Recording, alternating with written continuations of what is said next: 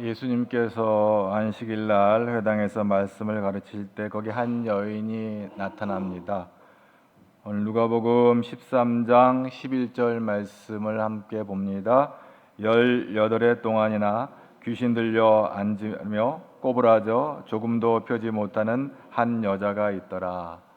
18년 동안 귀신에 들려 허리를 펴지 못한 여인입니다. 여기 본인은 귀신이 들렸다고 그랬습니다. 모든 병의 원인이 귀신은 아니지만 오늘 이 여인은 귀신의 그 메인밭에서 그만이나 이 허리를 펴지 못하는 그런 병으로 고생을 했습니다. 주님께서 이 여인에게 가셔서 손을 얹고 기도해 주셨습니다. 우리 12절과 13절 계속해서 봅니다. 예수께서 보시고 불러 이르시되 여자야 내가 내 병에서 놓였다 하시고 안수하시니 여자가 곧 펴고 하나님께 영광을 돌리는지라. 아멘 아멘. 주님께서 굽은 허리를 정상적인 허리로 회복시켜 주십니다. 이 허리라고 하는 것이 얼마나 중요한지 말로 할 수 없습니다. 허리가 고장이 나면 사실 우리 몸을 전후좌우로 구부리거나 움직일 수 있게 하는 작용을 이 허리가 고장 나면 할 수가 없잖아요. 허리는 신체의 중심을 잡아줍니다. 또 우리가 일을 하려고 하면 허리를 가장 많이 쓰고요. 그래서 허리를 만약에 사용할 수 없게 되면은 아무 일도 할 수 없는 그런 치명적인 것입니다. 이 척추 뼈 속에는 신경이 지나는 통로가 있고요. 이 허리의 연골이 없어지면 닳아지면 디스크가 허리를 눌러서 엄청난 고통을, 아마 허리병을 알아본 사람들은 알 것입니다. 이것을 18년 동안이나 그렇게 살았다고 하는 것은 말로 할 수 없는 고통입니다. 그 통로가 막히면 손발이 저리고 또 통증이 있어서 그걸 하루도 살기가 어려웠을 텐데 18년 동안 그래 살았으니 얼마나 안타까워요. 근데 오늘 18년 동안 이 괴로움을 주던 병이 오늘 갑자기 예수님을 만나고 나서 깨끗하게 됐으니 이 또한 얼마나 감격스럽습니까? 참 기가 막힌 감격이 아닐 수가 없어요. 조그만 바늘 그 짜리만한 고통도 힘든데 이 18년 동안 고통하던 이가 이 더러운 질병으로부터 자유함을 얻고 그 안식일 날은 진짜 이 여인에게 참된 안식을 누리는 날이 됐을 것으로 봅니다. 안식일에 그런 일이 있었기 때문입니다.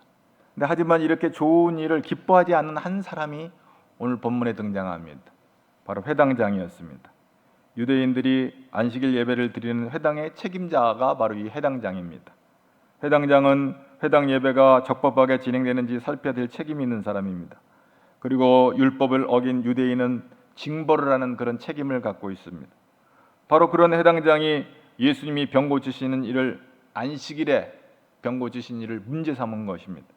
안식일에 일하지 말라는 율법을 어겼다는 것이죠. 아주 엄격하게 병 고친 일을 노동으로 보는 것입니다. 율법에 안식일엔 일하지 말라 했는데 예수님께서는 바로 병을 고치는 일을 했다 해가지고 이 회당장이 문제 제기를 합니다. 그냥 단순히 문제만 제기하는 것이 아니라 분을 냅니다. 14절 말씀 계속해서 봅니다. 회당장이 예수께서 안식일에 병 고치시는 것을 본 것을 분내어 무리에게 이르되 일할 날이 엿새가 있으니 그 동안에 와서 고침을 받을 것이요 안식일에는 하지 말 것이니라 하거늘. 분을 냈다고 하는 것입니다. 그냥 조용히 말한 게 아니에요. 율법을 지켜야 될 책임 있는 회당장으로서는 어쩌면 율법 조문 하나를 잘 지켜야 되는데 그 안식일을 범한 이 일에 대해서 책임감을 느끼고 아마 이 책임감이 강한 해당장일수록 아마 그런 생각을 했을지도 모릅니다. 해당장의 이 분노와 더불어 이렇게 문제를 제기할 때 일순간 그 회당 안에 긴장감이 감돌게 되었습니다. 사람들은 예수님은 어떤 반응을 보일까 궁금했습니다. 예수님의 반응도 뜻밖의 강경했습니다. 회의를 하다 보면 한쪽에서 소리를 지르면 조용히 해야 되는데 같이 소리를 질러버리니까 이게 뭐 문제가 된 거죠. 회당장과 무리에게 이 외식자들아, 외식하는 자들아 라고 아주 쏘아붙이는 예수님의 말씀이 등장합니다. 누가복음 13장 15절 16절 계속해서 예수님이 어떻게 응신하고 있는지 보겠습니다. 주께서 대답하여 이르시되 외식하는 자들아 너희가 각각 안식일에 자기의 소나 나귀를 외양간에서 풀어내어 이끌고 가서 물을 먹이지 아니하느냐? 그러면 18해 동안 사탄에게 매임받은 이 아브라함의 딸을 안식일에 이 매임에서 푸는 것이 합당하지 아니하냐? 합당하다, 이렇게 말하는 것이죠. 너희들은 안식일에 소나 나귀, 너희들 집에 키우는 짐승들도 물 먹이려고 나귀를 풀어가지고 물가로 데리고 가서 물 먹였다가 같이 다시 데리고 가서 이제 외양간에다가 묶어놓는 이 일을 너희들 안식일을 하지 않느냐? 그런데 병든 사람을 고치는 일보다 어쩌면 예수님은 말씀으로 내 병이 치유받았다고 말씀만 하신 거거든요. 어떻게 보면 그 사람들이 자기의 외양간에 소나 나귀를 끌어냈다가 물맥에서 다시 끌고 가는 이게 더 큰 일이지, 예수님은 말씀만 하셨어요. 그리고 안수하여 기도하셨어요. 내 병이 나았다. 이것이 이제 병 고치는 일을 하신 것으로 보는 것이죠. 너희들의 수고는 문제 삼지 않고 당연한 것처럼 말하면서 너희들의 재산이 있는 낙이나 그리고 소나 이런 것을 키우는 것은 그렇게 당연히 여기면서 이 아브라함의 딸, 그러니까 이 귀한 한 생명을 18에 18년 동안 고생하는 그 묶인 것으로부터 풀어주는 것이 무엇이 잘못됐느냐, 이렇게 물어보고 있습니다. 아마 자기 딸이라고 그랬으면 당연히 풀어달라고 그랬을 거예요. 왜? 회당장 야이로 딸을 고쳐달라고 한 얘기 여러분 잘 하잖아요. 자기 딸이면 이렇게 말하지 않을 거예요. 자기 딸이면. 원칙을 얘기하는 사람들이 자기에게 적용되는 원칙에 있어서는 피하면서 다른 사람에게 원칙을 적용할 때는 아주 추상 같은 사람들이 떨어 있잖아요. 시비 걸지 말아라, 예수님이 하신 얘기예요. 시비 걸 게 있지 이거 갖고 시비 걸지 말아라. 생명을 살리는 것이 귀한 일이지 낙이나 소 물 먹이는 것보다도 더 귀한 일이지, 이렇게 예수님이 말씀하시는 거예요. 그래서 17절에 뭐라고 얘기하냐면 예수께서 이 말씀을 하심에 모든 반대하는 자들은 부끄러워하고, 부끄러워해야 되는데 부끄러워하지 모르는 사람이 있죠, 여전히. 그러나 온 무리는 그가 하시는 모든 영광스러운 일을 기뻐하니라. 기뻐하니라. 예수님의 이 말씀에 반대하던 모든 사람들은 부끄러움을 느꼈고 무리들은 예수님이 하시는 모든 일을 기뻐했다. 부끄러워하는 사람들과 기뻐하는 사람들로 나뉘고 있습니다. 사람을 살리는 일에 율법의 자를 들이대는 것은 옳지 않다. 이것이 예수님의 마음의 원칙이에요. 그러니까 예수님의 마음은 사람을 살리는 쪽으로 생각하고 그렇게 말하신 것입니다. 물론 구약의 말씀, 이제 신약에 등장하는 성경은 늘 구약의 말씀인데 이 구약의 말씀을 잘 지키기 위해서 산헤드린이나 공회의 장로들이 룰을 정했어요. 룰을. 어떻게 하면 우리가 하나님을 더 잘 섬길 것인가. 그것을 장로의 유전이라고 합니다. 근데 예수님께서 장로의 유전을 가만 보면 오히려 사람들을 더 올가매고 하나님을 잘 섬기는 일에 방해거리가 되는 것을 발견합니다. 물론 모든 조직이나 제도에는 질서가 있어야 됩니다.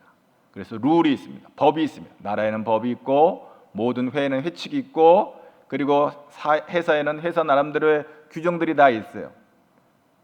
웬만하면이 아니라 반드시 지켜야 되는 것들입니다. 왜?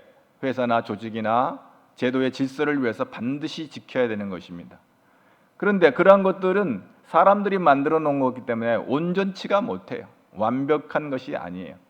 그런데 예수님께서 말씀하시고자 원하시는 것은 모든 룰이나 제도와 질서가 사람을 위한 것이다. 사람을 위해 있는 것이다. 사람을 살리는 것에 적용돼야지 사람을 죽이고 억압하고 얽매이는 것으로 사용되어지면 그건 온전치 못하다 하는 것이 오늘 율법 회당장에 대한 예수님의 책망입니다.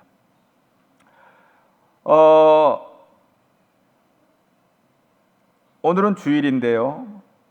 이스라엘 백성들이 유대 회당, 그러니까 회당이라고 하는 것은 유대인들이 모여 예배를 드린 곳이었죠. 오늘로 말하면 예배당이죠. 이 회당이. 또 따라서 유대인들에게 안식일, 이 회당 예배가 그런 것처럼 유대인들에게는 안식일에 모여서 회당에서 나름대로 자기들의 예배를 드려요, 하나님께. 그래서 우리 많은 그 교단들이 있지만 토요일을 안식일로 지키는 그런 안식교가 있잖아요. 그 안식교에서는 토요일 날을 모여서 예배를 드립니다. 그러나 우리 그리스도인, 우리 개신교, 우리 그리스도인들에게서는 주일날 예배를 드리시죠. 주일날 예배를 드립니다. 그 주일 예배를 드리는 것을 보면 우리가 적용해 볼 때 안식일에 치유 사건이 일어나는 것처럼 이 주일에도 놀라운 치유 사건이 일어나는 장소입니다. 치유와 회복이 일어나야 한다는 것은 아주 중요한 이야기입니다. 이 시간과 공간, 이 주일에 여러분이 참된 안식과 평안을 누리는 그 복이 여러분의 임하기를 축복합니다. 하나님 앞에 나와 예배할 때 참된 안식이 여러분에게 임해야 될 줄로 믿습니다. 여전히 뭔가 무거움에 눌려가지고 내가 지금 여기 있어야 되나 말아야 되나 갈등하는 인생들이 있다면 이것은 참 자유를 누리지 못하고 있는 거예요. 오늘 이 분주하고 바쁜 세상 가운데 살다가 우리가 한 날을 정하여 주일을 기억하여 하나님 앞에 나와 예배할 때 세상이 줄 수 없는 말할 수 없는 평화와 안식과 능력이 여러분 안에 공급되기를 축복합니다. 그런데 그것이 바로 예배 시간에 일어나는 거예요. 단순히 또 말하는 것은 빌딩을 말하는 거 아닙니다. 신앙의 공동체는 단순한 빌딩, 교회, 건물을 말하는 게 아닙니다. 두세 사람이 내 이름으로 모인 어느 곳에서든지 기도할 때, 예수 이름으로 기도할 때 놀라운 능력이 나타날 줄로 믿습니다. 그래서 풀어지는 거예요. 오늘 우리가 예배는 한마디로 피고 풀어주는 역사가 있어야 돼요. 교회 올 때마다 여러분 이 구부러진 것은 펴지고 묶여진 것은 풀려지는 역사가 여러분의 삶 안에 있기를 축복합니다. 오늘 여자를 고친 것은 예수님이 여자를 보시고 선언하셨어요. 여자야, 여기 여자를 보시고 여자여 이렇게 부르시는 장면이 나옵니다. 그리고 이어서 뭐라고 선언하냐면 내 병에서 놓였다. 아멘. 그리고 안수하시니 여자가 곧 피고 하나님께 영광을 돌렸다. 이 순서가 그랬습니다. 여자를 불렀어요. 예수님의 관심을 표명하셨죠. 그리고 내 병에서 놓였다 선포하셨어요. 그리고 안수하시고 그 다음에 그 여자가 곧 펴고 그 묶인 허리가 펴고 그 다음에 여자가 뭐를 해서 하나님께 영광을 돌렸다 그랬습니다. 이 안수를 통해서 예수님께서 놀라운 일을 하십니다. 이 안수는 먼저는 속죄와 관련돼요. 이스라엘 백성들은 율법을 어기거나 죄를 지었을 때 속죄 제물을 바쳤어요. 죄를 지은 사람은 제물로 바친 짐승의 머리에 손을 얹어요. 안수를 하는 거예요. 이런 행위를 통해서 죄가 짐승에게 전가되고 그 짐승을 제물로 바침으로써 죄를 용서받는 것가 이게 구약 제사 제도였어요. 그리고 이 안수는 또 축복과도 관련돼 있어요. 야곱은 요셉의 두 아들 므낫세와 아브라함 머리에 손을 얹고 축복을 했어요. 예수님은 어린아이들이 내게 오는 것을 금하지 말라 안수하며 축복하셨어요. 예배가 끝날 때 목사가 손을 얹어서 축도를 하는 것 이것도 하나의 축복이에요. 그러니까 예배 참석하는 사람들은 마치 안수를 받는 것과 같은 거예요. 그러니까 설교만 듣고 가지 말고 예배가 마칠 때 축도를 받고 가는 거가 중요한 것입니다. 세 번째로 이 안수는 오늘 본문 말씀과 같이 치유와 아주 밀접한 관련이 있는 것을 봅니다. 회당장 야이로 딸이 죽었을 때 야이로는 예수님의 발 앞에 엎드려서 회당장이라고 해서 다 회당장이 다 다양한 것 같아요. 자기 딸이 죽으니까 회당장 야이로는 예수님 발 앞에 엎드려서 오셔서 손을 얹으사 그로 구원을 살게 하소서라고 이렇게 간청을 합니다. 이 안수해달라는 거예요. 기도해달라는 거죠. 누가복음 4장 40절에 보면 예수님께서 사역을 하실 때 온갖 병자들을 사람들이 데리고 와서 예수님이 일일이 한 사람 한 사람 오늘 여기 예배당에 들어와 있는 이 사람들 다 복받을지어다 이 끝내는 게 아니라 한 사람씩 다 손을 얹어 앉아서 고치시는 것을 봅니다. 바울이 다메섹 도상에서 예수님 부활하신 예수님을 만났을 때 눈이 멀어버렸어요. 사흘 동안 눈이 멀었는데 하나님께서 그 사도 바울, 그때는 사울이었죠. 바울이 아니고 사울을 인도하셔서 아나니아, 그 영적인 귀한 하나님의 종이었던 아나니아로 인도해서 아나니아가 안수하여 기도할 때 그 눈이 떠지는 역사가 나타났어요. 얼마나 감격스럽겠어요, 사도 바울이. 그래서 자기 생명을 다해서 예수 복음 증언하는 일에 헌신했죠. 사도 바울이 28장의 사도행전을 보면 멜레데 섬에 갔을 때 그 섬에서 가장 높은 사람이었던 족장 보블리오의 부친이 열병과 이질에 걸렸을 때 안수하여 기도했다 그랬어요. 열병과 이질. 근데 그 질병도 사도 바울이 손을 얹어 기도할 때 그 병이 떠나가는 놀라운 일이 일어났어요. 할렐루야. 아멘. 여러분의 아들, 딸들이 몸이 아플 때 병원에 데리고 가기도 하고 약국에 가서 약을 사 먹이기도 하지만 병원에 데리고 가기도 하지만 손을 얹어 기도할 수 있기를 바랍니다. 그 허리에다가 아니면 그 머리에다가 아니면 그 등에다가 아니면 그 가슴에 손을 얹고 기도할 때 여러분 역사가 나타날 줄로 믿습니다. 목사에게만 기도를 받는 것이 아니라 여러분이 여러분의 부모와 형제와 여러분의 자녀와 또 여러분의 이웃과 친지들 가운데 중보기도가 필요한 자들이 있으면 손을 얹어서 그를 위해서 기도할 때, 예수 이름으로 기도할 때 능력이 나타날 줄로 믿습니다. 아멘, 아멘, 아멘. 그리고 이 안수는 성령의 역사와 깊은 관련이 있습니다. 사도행전 8장 17절에 보면 베드로와 요한이 사마리아에서 전도할 때 안수했더니 성령이 임했어요. 우리의 힘으로는 예수를 잘 못 믿어요. 폼만 잡는 거예요. 폼만. 예수 믿는 폼만 잡지 아침과 저녁이 마음과 생각이 얼마나 바쁘게 왔다 갔다 하는지, 어느 순간에는 예수 잘 믿는 것 같다는데 어느 순간은 예수님하고 상관없는 것처럼 살아가는 인생들이 있어요. 어느 순간에는 하는 말을 보면은 예수를 잘 믿는 사람인 것 같은데 돌아서서 들어보면 예수를 믿기는커녕 예수님의 마음을 아프게 하는 인생들이 많은지 몰라요. 그래서 우리는 성령의 도우심을 받지 아니하면 살아있으나 산 것이 아니고 예수 믿는다고 했지만 믿는 것이 아니라 믿는 척 할 뿐이에요. 그래서 우리는 날마다 기도해야 돼요. 아침 저녁으로 여러분이 육신의 영양을 공급받기 위해서 밥을 먹지 아니하면 힘을 잃어버려서 감당할 수 없는 것처럼 우리는 영적으로 살아야 될 사람들은 성령의 도우심을 입어야 돼요. 여러분, 세상에는 밥을 먹지 않고는 육신이 지탱해낼 수가 없어요. 어떻게든지 하여튼 링게루를 맞더라든지 어떻게든지 사람이 영양을 공급받아야 살아가요. 근데 우리 육신은요, 우리의 육신은 겉모양은 세상의 영양으로 살아가지만 영적으로는 죽어있는 인생들이 많아요. 살아있는 것 같아 다 죽어있는 인생들이 많아요. 왜? 하나님의 영인 성령과 동행하지 아니하면 살아있으나 산 것이 아니고 다 죽은 거예요. 살아있는 척할 뿐이에요. 그렇게 해서 우리는 성령님의 은혜를 날마다 구해야 되고요. 어제까지 성령님과 동행한 것이 오늘 또 하나님의 말씀에 붙잡혀서 성령님을 붙잡고 가야 되는 거예요. 할렐루야. 오늘 또 여러분이 모이는 가운데 어느 곳에 있든지 예수 이름으로 기도함으로 주님 주시는 능력을 공급받아서 여러분 육만 사는 것이 아니라 영이 사는 역사가 있기를 축복합니다. 이스라엘 백성들은 죄 지은 사람이 속죄제물로 바친 짐승의 머리에 안수하여 죄가 전이 됐다고 생각했습니다. 그 짐승이 바로 속죄양이에요. 그런데 예수님이 우리에게 안수하는 경우에는 예수님의 십자가에 우리의 모든 죄를 다 못 박아 버리는 거예요. 그래서 우리의 죄가 예수님께 전이 됨으로써 예수님 자신이 속죄양이 되신 거예요. 그럼으로써 우리 죄는 십자가에서 소멸되는 거예요.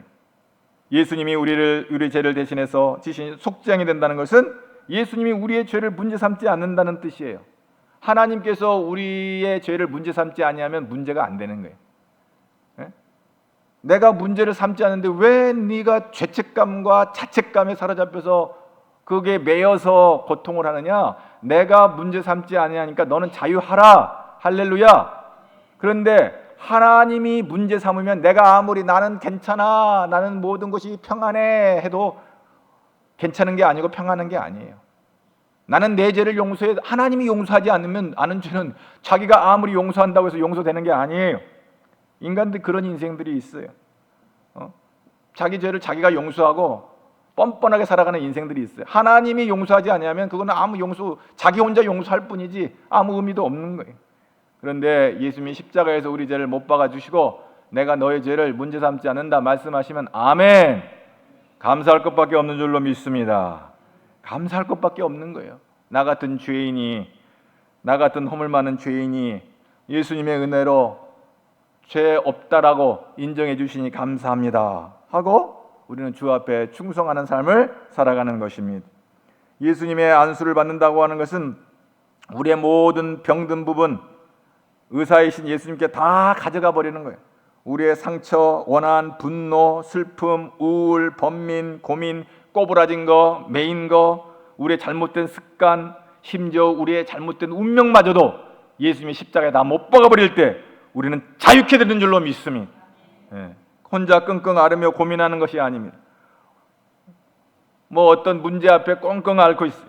그러나 우리 주님이 풀어주시면, 우리 하나님의 손에 맡겨버리면 그건 아무것도 아닌 것입니다. 하나님의 다스림을 받을 때 우리는 살게 될 줄로 믿습니다. 그래서 요한복음 16장 13절에 진리의 성령이 오시면 그가 너희를 모든 진리 가운데로 인도하시리라 그랬어요. 예? 진리, 우리 이 진리는 뭐예요? 내가 곧 길이요 진리요 생명이 나로 말미암지 않고는 아버지께 올 자가, 여기서 진리는 바로 예수님이에요. 예수님. 그래서 요한복음 8장 30절 진리가 너희를 자유케 하리라. 이 말은 뭐예요? 예수가 우리를 자유케 하는 줄로 믿습니다. 그래서 우리는 예수님을 붙잡을 때 우리의 모든 허물과 죄로부터 자유함을 얻는 거예요. 아멘. 우리가 80년 전 1945년, 지금 여기에 딱 보니까 80년이 됐는데, 강복절이 80이 되신 분 손 들어보세요. 손 내리세요. 80이 되신 분은 저분들이 다 강복절날, 그때 만세 부른 거 생각나세요? 뭐라고 불렀나? 대한강복만세라고 그랬나? 뭐라고 그랬나? 대한독립만세라고 그랬나? 생각나세요? 예? 김성령 권사님, 우리 김영희 권사님, 그때 한 살이었는데 엄마 아빠가 만세, 대한강복만세, 대한독립만세 할 때 들으셨어요? 뱃속에서 들으셨어요? 몰라. 일본 36년에 일제의 그 간악한 일제의 그 얽매임으로부터 자유함을 얻었잖아요. 할렐루야. 나는 하나님께서 그렇게 해주신 줄로 믿습니다. 물론 독립군들이 열심히 목숨을 다해서 나라를 위해서 목숨을 바쳐서 독립군들이 일을 했어요. 자기 전 재산을 바쳐가며 자기 생명을 바쳐가며, 물론 일제 부역에서 호화호위하고 잘 먹고 잘 사는 사람도 있었지만 나라를 구하기 위해서 애쓴 독립투사들도 있었고, 그 다음에 보니까 나이들이 아마 이봉창 씨는 24살이었고 안중근 씨는 31살이었나요? 안중근. 그리고 유관순 씨는 몇 살이었나요? 어떤 분은 유관순 여사라 그러는데 그분 17살에 나라를 위해서 그분이 17살에 나라를 위해서 목숨, 그 젊은 어린 생명 17살, 기가 막혀. 지금 17살이면 이게 철이 있을 때인지 철이 없을 때인지 요즘은 잘 구별. 17살 날에 뭐를 한다고 나라를 위해서 태극기 그거 들고 다니지 마라. 태극기 들고 아오네 장터에서 만세를 부르다가 일본 순사에 잡혀가지고 고문받고 죽었어요. 이렇게 나라를 위해서, 그리고 또 나라를 위해서 우리 얼마나 많은 교회가 나라를 위해서 기도했어요. 해방되게 해달라고. 1948년 5월 31일 월요일 10시 우리나라 대한민국 국회가 처음 막 시작되는 그 날이었어요. 그때 당시 국회의원이었고 목사였던 이윤영 목사가, 이제 우리가 이렇게 정말 감격스럽게 국회가 시작되는데 이윤영 목사님 기도해 주세요 해서 기도로 시작을 했어요. 우리 뭐 여전대 올레 할 때 아무개 집사 기도하고 시작했으면 이랬는데, 이게 뭐 올레도 아니고 나라를 시작하는데, 대한민국 국회가 시작되는데 아무개 목사님이 일어나서 기도하시고 시작하겠습니다. 할렐루야. 대한민국은 하나님이 보호하사 우리나라 새가 될 수밖에 없는 거예요. 왜? 기도하고 시작된 나라예요. 역사의 첫걸음을 걷는 오늘의 우리의 환희와 우리의 감격이 넘치는 이 민족의 기쁨을 하나님께 영광과 감사를 올리나이다. 이은영 목사님이 그렇게 기도를 하셨어요. 이 해방의 기쁨을 안고 이제 국회가 이제 새로 시작되는데 이 나라가 지금 나라가 시작되는 이 어마어마한 일에 하나님께 영광과 감사를 국회 공식 기록에 남아 있어요. 그러니 하나님이 안 지켜줄래? 안 지켜줄 수가 없어요. 기도하면 77년 전 하나님의 은혜로 우리 대한민국은 기도로 시작된 나라예요. 그것을 생각할 때마다 그때 목탁 두들기고 시작 안 하고 기도하고 시작된 게 얼마나 감사한지.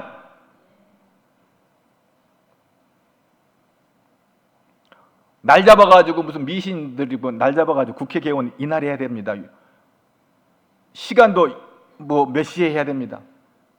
그 무당들은 점쳐가지고 국회 개원하는 시간도 아마 그 무당들이 무속에 빠진 사람들은 다 뭐 애들 시집장가 보낸 것도 날 잡아야 되고 시간 잡아야 되고. 우리 대한민국이 그런 무속과 미신과 사이비와 잘못된 종교들에 의해서 흔들리지 아니하고 우리 대한민국이 국회가 기도로 시작된 것을 생각할 때 천만만만 감사합니다. 1964년 8월 16일 무슨 일이 있었습니까? 8월 16일 날 무슨 일이 있었습니까? 강복절 다음 날? 1963년 8월 16일 강복절 다음 날 우리 교회가 탄생한 줄로 믿습니다. 60년 전, 61년 전. 8월 15일은 8월 16일은 우리 교회 생일. 나라가 먼저 강복하고 우리 교회가 세워져서 이 순서가 맞는 것 같아요. 너무너무 감사해요. 양력 8월 16일은 우리 교회 탄생일, 음력 8월 16일은 목사님 생일. 세상에 이거 맞추려고 해도 이렇게 맞출 수가 있을까? 모르는 사람 그랬어? 추석 다음 날 음력 8월 16일. 우리는 61년 전 하나님께서 이 처음 교회가 시작되는 응암중앙교회로 시작됐어요. 그 다음에 그게 응암동에서 중앙이다라고 시작한 것 같아요. 그래서 그 중앙이 요즘도 아직도 이제 중앙인데 그것이 이제 증가동, 여기 북가자동, 남가자동, 증산동 하니까 그거 합쳐서 증가동이 돼버린 것 같아요. 그러다가 20몇 년에 이제 이 교회가 여기 가재울타운이 형성되면서 가재울 중앙교회가 돼버렸어요. 할렐루야. 너무너무 감사한 거예요. 내가 우리 가재울 중앙교회에 20년 전에 여기 왔을 때 얼마든지 그 시간을 알 수 없는데 어느 날 저녁에 오늘 찬양대가 부른 저 새하늘과 새 땅에 향하여 저 멜로디가 내 머릿속에 떠올랐어요. 그리고 그 가사가 내 그 종이에다가 내가 적게 됐어요. 그리고 한 7년 8년 동안 내 책상 속에 그게 숨어 있었어요. 그냥 들어가 있었어요. 그러다가 그 캐나다에서 음악을 공부하고 왔던 권영아라는 자매가 내가 이런 멜로디가 있는데 한번 들어보자. 그래가서 우리 권영아 자매가 작곡을 전공한 권영아 자매가 내 곡을 리듬을 체보하고 어렌지를 해가지고 오늘 새 땅과 새 하늘을 향해라는 저런 어마어마한 찬양이 나왔어요. 할렐루야. 저기 시작 한번. 땅당당 땅당당 한번.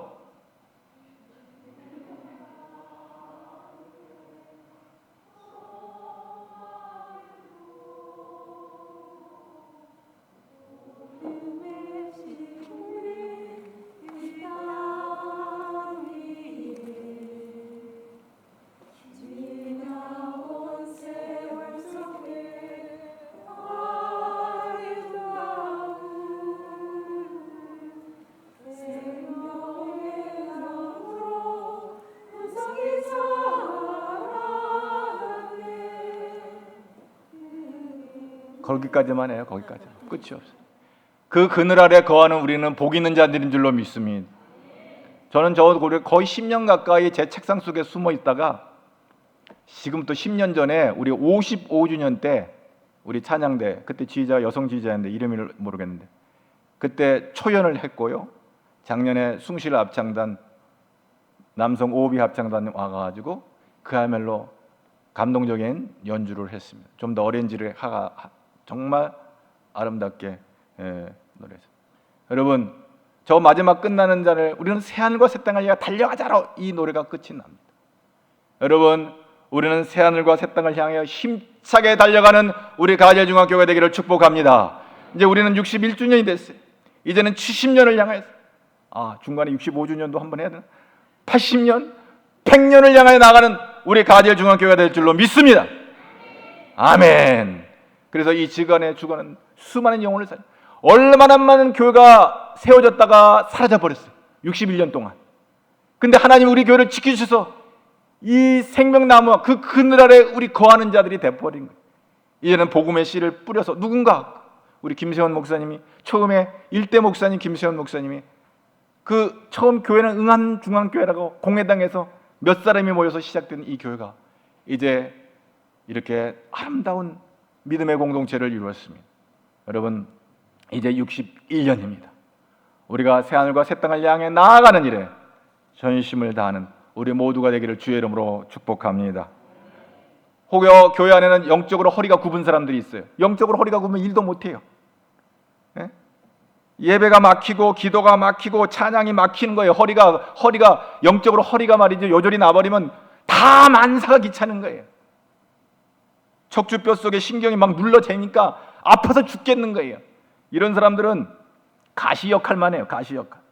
가시 노릇을 할 수밖에 없어요. 내가 아파 죽겠으니까. 굽은 허리를 고쳐야 되는 거예요.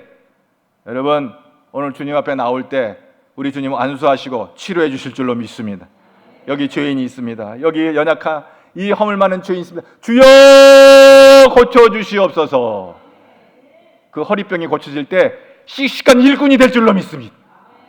그리고 우리 가재중학교가 힘차게 달려가야 되는데, 누구는 달려가는데 그냥 쩔뚝쩔뚝거리고 그냥 허리가 아파가지고 꼼짝달싹 못하고 있으면 그건 안 되는 거예요. 모두가 다 허리가 다 치유받아서 우리 여인과 같이 달려나가는, 저 새하늘과 새 땅을 향해 달려나가는 믿음의 아들 딸들이 되기를 주의 이름으로 축복합니다. 하나님께서 우리와 함께 하시면 넉넉히 이기는 자들이 될 줄로 믿습니다. 하나님이 우리와 함께 하실 줄로 믿습니다. 하나님이 우리를 도와주실 줄로 믿습니다. 우리 교회를 크게 부흥시켜 줄 줄로 믿습니다. 오늘 여기 예배 참여한 모든 자들에게 하나님의 복이 함께하기를 주의 이름으로 축복합니다. 하나님 아버지 감사합니다. 우리가 61년을 허락하여서 지난 60여 년 동안 우리 교회를 지키시고 인도하시고 80년 전 우리 나라를 강복하게 하시고 해방시키시고 이렇게 믿음의 자유, 신앙의 자유를 허락하셔서 이 지역에 죽어가는 영혼을 살리는 아름다운 교회로 세워주심을 감사합니다. 영광 받아주시고 주님 부르시는 그날까지 하나님의 영광을 위해서 쓰임을 받는 우리 가재중학교의 모든 성도들이 되도록 복을 내려 주옵소서. 예수님 이름으로 기도합니다.